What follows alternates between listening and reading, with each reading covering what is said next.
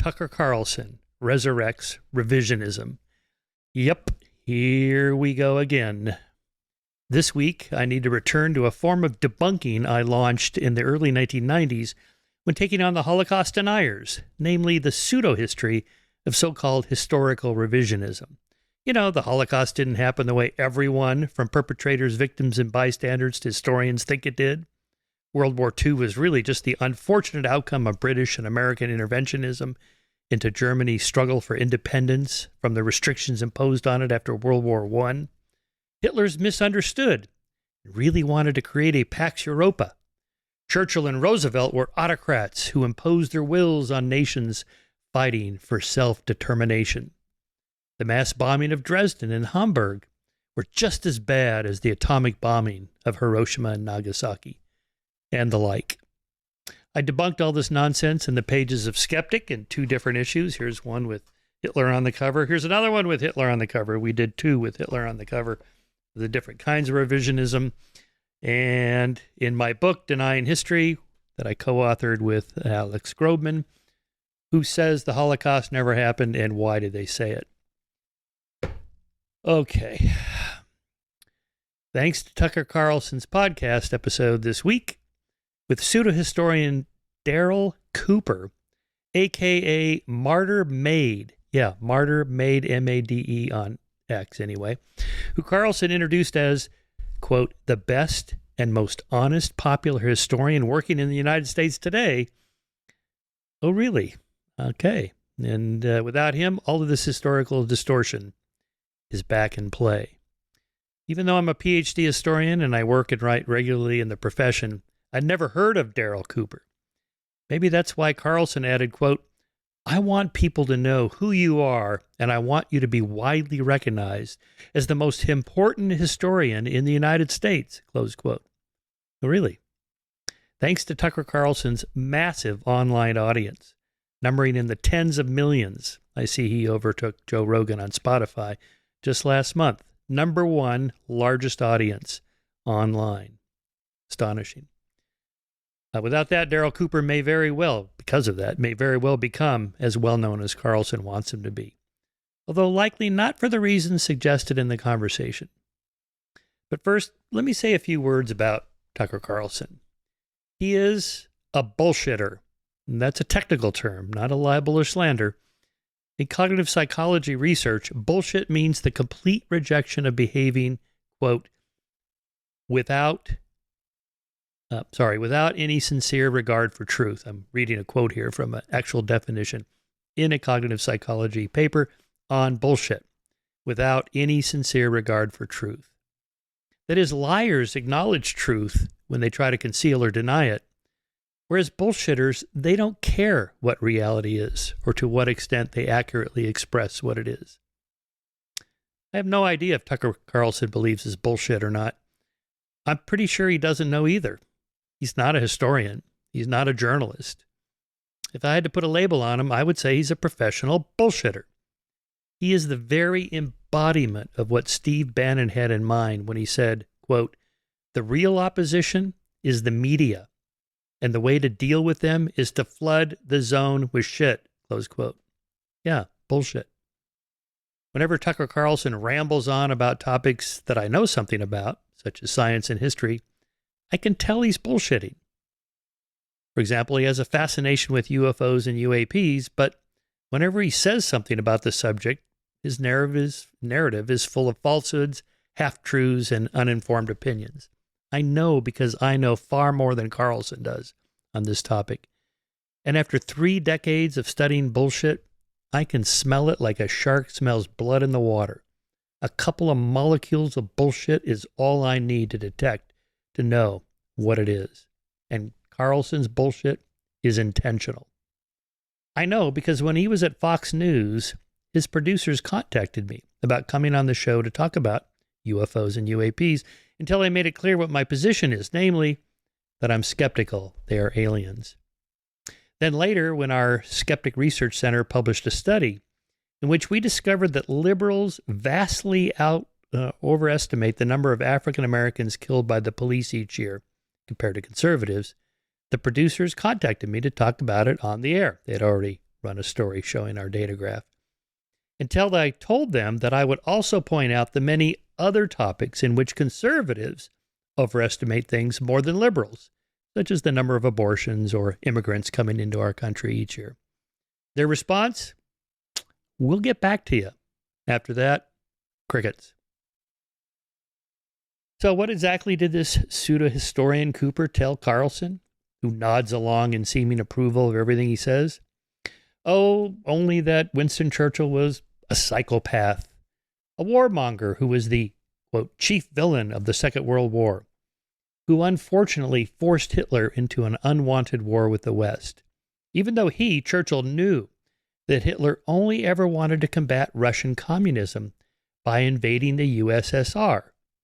After, annexing Austria, the Sudetenland, Bohemia, Lithuania, and Czechoslovakia, and then invading Poland, Denmark, the Netherlands,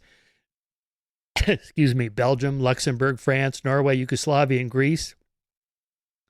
Oh, that warmonger Churchill. How could he not see what a peace-loving man was Hitler, just like his predecessor Neville Chamberlain did at Munich, when the West could have stopped Hitler then and there. Even his own generals plotted to assassinate him and depose the Nazi regime, knowing as they did that Germany would not stand a chance in a war. As for the Holocaust, Cooper is simply plagiarizing David Irving and the other Holocaust deniers when he claims that the camps were built to house all of the prisoners of war captured in the early and successful days of the good and necessary war against the Russians. And says Cooper, quote, were completely unprepared to deal with the millions and millions of prisoners of war, and they just threw these people into camps, and millions of people ended up dead, close quote. Yeah, sure, they ended up dead. I wonder how that happened. Oh, maybe those gas chambers with the Zyklon B blue staining on the bricks gives us a clue. Oh, well, you see, those gas chambers were used for delousing the clothes of the infected prisoners. But then the Nazis, in their mercy, decided it was better to kill the prisoners to put an end to their unfortunate suffering, rather than dragging it out over time. Yeah, sure. Cooper is not a bullshitter like Carlson. He's a liar and a denier. None of this is true. And if he knew anything about history, which he clearly doesn't, he would know it's not true. Has he never heard of the Holocaust by bullets? This is the millions of Jews, Gypsies, and other ethnic groups in Poland, Ukraine, and other territories conquered by the German army, murdered by the Einsatzgruppen. These are the special police battalions that followed the Wehrmacht into these conquered lands, going through every city, town, and village, rounding up Jews and others and murdering them one at a time, or lining them up in front of pits they were forced to dig and shooting them all at once. For example, in a report from Einsatzgruppe A during the winter of 1941-1942, 2,000 Jews were killed in Estonia, 70,000 in Latvia, 136,421 in Lithuania. Yeah, they counted them one by one. They have detailed records. 41,000 in Belarus. On November 14th, 1941, Einsatzgruppe B reported an additional 45,467 shootings. And on July 31st, 1942, the governor of Belarus reported 65,000 Jews were killed the previous 2 months. Einsatzgruppe C estimated that they killed 95,000 by December of 1941. Finally, Einsatzgruppe D reported on April 8, 1942, a total of 92,000 killed for a grand total of 546,888 dead, or 500,000 plus in less than 1 year. Numerous eyewitness accounts from the Einsatzgruppe can be found in a remarkably graphic book entitled The Good Old Days, The Holocaust, as seen by its perpetrators and bystanders, by Ernst Klee and his colleagues. It's an edited volume. It's a deeply disturbing book in which they present actual statements, letters, and so on from different Einsatzgruppe members. For example, here's a statement of a teleprinter engineer named Kiebach from Einsatzgruppe C. Quote, in Ravno, I had to participate in the first shooting. Each member of the firing squad had to shoot one person. We were instructed to aim at the head from a distance of about 10 meters. The order to fire was ready to shoot, aim, fire. The people who had been shot then fell into the grave. I myself was detailed to the firing squad. However, I only managed to shoot about 5 times. I began to feel unwell. I felt as though I was in a dream. A private or lance corporal from the Vermont, I don't know which unit, took my carbine from me and went and took my place in the firing squad. Here's another letter. This is an emotional, personal one from SS Obersturmführer, it's a Lieutenant Colonel, Karl Kretschmer, dated Sunday, September 27th, 1942, to his wife, my dear Soska. He apologizes for not writing more, is feeling ill and in low spirits because I'd like to be with you all. What you see here makes you either brutal or sentimental. His gloomy mood, he explains, is caused by the sight of the dead, including women and children. Which dead? Dead Jews who deserve to die. Quote, as the war is, in our opinion, a Jewish war, the Jews are the first to feel it.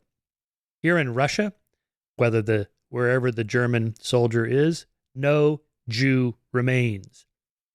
You can imagine that at first, I needed some time to get to grips with this. Close quote. In a subsequent letter, not dated, he explains to his wife that, quote, there is no room for pity of any kind. You women and children back home could not expect any mercy or pity if the enemy got the upper hand. For that reason, we are mopping up where necessary, but otherwise the Russians are willing, simple, and obedient. There are no Jews here anymore. Close quote. Finally, on October 19th, 1942, in a letter signed, you deserve my best wishes and all my love, your Papa. Kretschmer shows how easy it is to slip into the banality of evil. Quote, if it weren't for the stupid thoughts about what we're doing in this country, the Einsatz here would be wonderful, since it has put me in a position where I can support you all very well. Since, as I already wrote to you, I consider the last Einsatz to be justified, and indeed approve the consequences it had, the phrase stupid thoughts is not strictly accurate. Rather, it is a weakness not to be able to stand the sight of dead people. The best way of overcoming it is to do it more often than it becomes a habit. Close quote. After invading Poland, the Nazis set about exterminating all the Jews they could find. You know, before that psychopath Churchill tried to stop them. For example, on October 7th, 1940, Hans Frank, the head of the general government, that is the governmental administration over Poland's 4 districts of Krakow, Warsaw, Radom, and Lublin, in a speech to a Nazi assembly, summed up his first year of effort. These are documented in this particular one I'm going to read from the Nuremberg trial. My dear comrades, I could not eliminate, ausrotten is the word he used, all lice and Jews in only 1 year. But in the course of time, and if you help me, this end will be attained. Close quote. To those deniers who claim that ausrotten merely meant deportation, that is what they claim, did Frank mean to transport the lice out of Poland on miniature trains? When they use the word ausrotten, which translates eliminate or exterminate, they mean to murder. On December 13th, 1941, Hans Frank told a cabinet session at his Krakow headquarters, quote, as far as the Jews are concerned, I want to tell you quite frankly that they must be done away with in one way or another. Gentlemen, I must ask you to rid yourself of all feeling of pity. We must annihilate the Jews. Close quote. Why must the Nazis rid themselves of pity if all they're doing is transporting Jews to a new homeland? One of the claims by the deniers. On December 16th, 1941, Hans Frank addressed a government session in the office of the governor of Krakow in conjunction with the upcoming Wannsee Conference. Wannsee Conference is where the final solution was outlined and organized.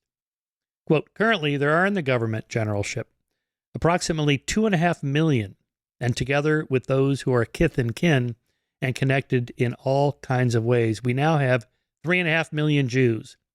We cannot shoot these 3.5 million Jews, nor can we poison them. Yet we will have to take measures which will somehow lead to the goal of annihilation. And that will be done in connection with the great measures which are to be discussed together with the Reich. The territory of the general government must be made free of Jews, as is the case in the Reich.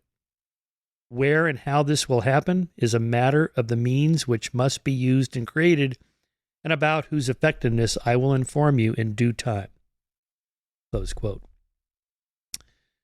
All right, that's enough horror for one commentary. You can read my book if you want to know exactly what happened in the Holocaust, how we know it happened, and why it happened. And Mr. Cooper, I'm happy to send you a complimentary copy if you like. Just reach out to me on Twitter or email. You really should read something about the Holocaust before attempting to revise it. As for the rest of Cooper's so-called revisionism about the Second World War, he's cribbing from Patrick Buchanan's 2008 book, Churchill, Hitler, and the Unnecessary War, subtitled, How Britain Lost Its Empire and the West Lost the World. It gives us a little hint of what's really going on here. Much of this was published in the 1990s, in the early 2000s, in the Journal of Historical Review, which is the leading journal of Holocaust denial. So I've read all those issues. I know all these arguments. There's nothing new in Cooper's commentary there. What's this myth? The myth that needs revising is that the Second World War pitted freedom against tyranny. According to the revisionists, the reality is that the Allies included Britain and the USSR, the most imperial and tyrannical, respectively, nations on Earth. Here is Mark Weber, the editor of the IHR, the Journal for Historical Review, and the head of the Institute for Historical Review down in Orange County. I know him pretty well. I've visited them many times, gone to several of their conferences. This is one I attended in Orange County, at which David Irving also spoke. Here is Mark Weber. At the outbreak of war in 1939, Britain ruled over the largest colonial empire in history, holding more millions of people against their will than any regime before or since. America's other great wartime ally, the Soviet Union, was, by any objective measure, the most tyrannical or oppressive regime of its time, and vastly more cruel despotism than Hitler's Germany. Close quote.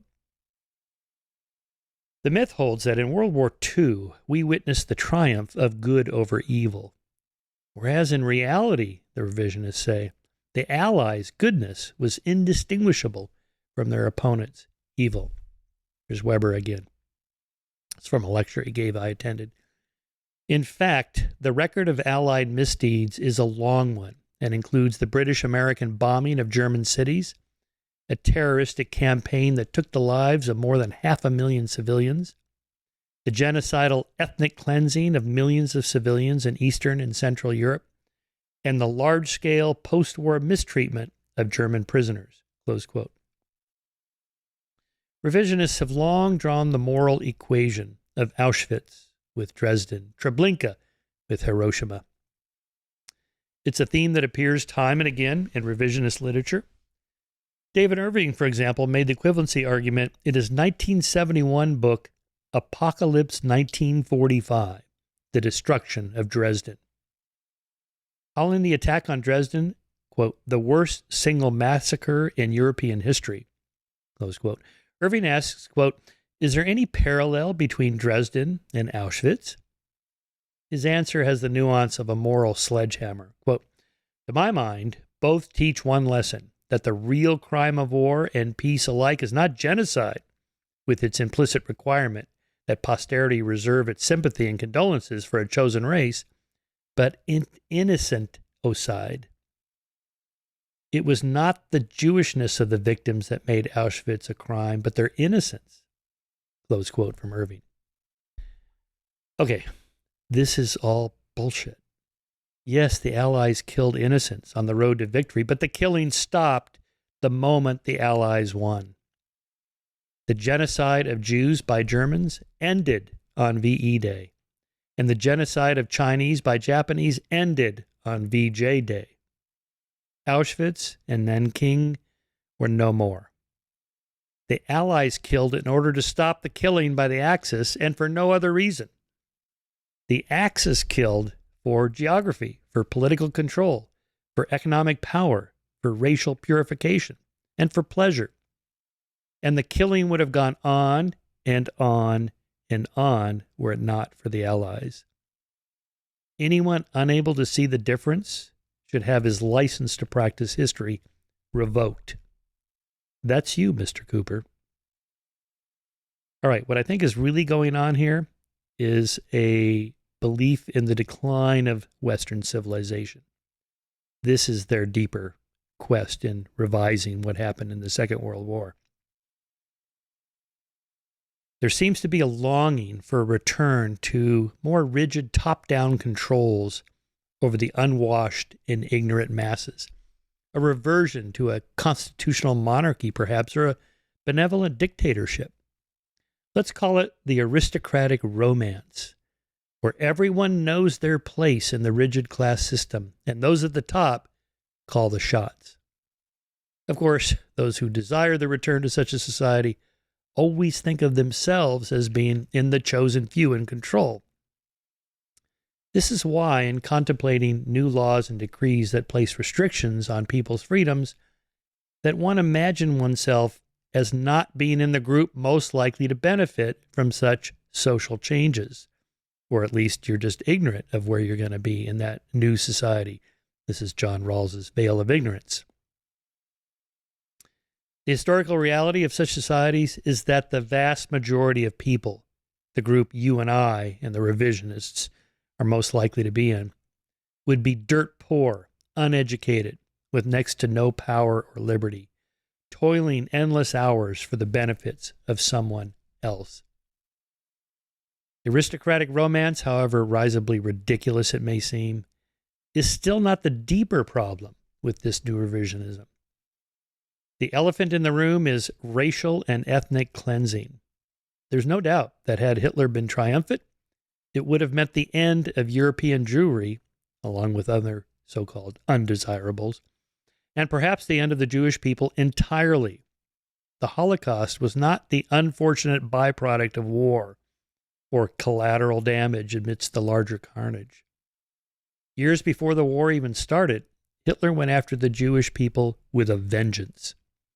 As Hitler told his adjuncts 3 days after the Wannsee Conference that outlined the policy against the Jews and coordinated the efforts of all the departments who were responsible for implementing the final solution, quote from Hitler, "The Jew must clear out of Europe, otherwise no understanding will be possible between Europeans. It's the Jew who prevents everything. I restrict myself to telling them they must go away. But if they refuse to go voluntarily, I see no other solution but extermination." Close quote from Hitler. So much for the enlightened rule by educated, intelligent, and cultural European aristocrats. Speaking of racial purity, it seems appropriate here to point out that very few of the Nazi leaders bore any resemblance whatsoever to the racial stereotype of the godlike Aryan Übermensch. Heinrich Himmler was squatty and nearsighted. Hermann Goering was obese glutton. Joseph Goebbels was diminutive and deformed. Albert Speer was balding, as was Adolf Eichmann, who also wore Coke bottle-thick glasses. And even Hitler himself was a physical wreck. By their own criteria, all of them should have been sterilized before passing on their defective genes.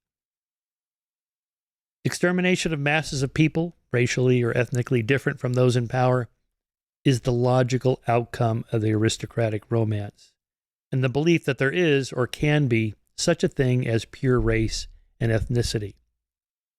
There is no such thing, as modern genetic science has unequivocally demonstrated. Every person on Earth comes from a single population of 1,000 to 10,000 individuals who migrated out of Africa and began to colonize Europe and the rest of the world sometime between 100,000 and 160,000 years ago.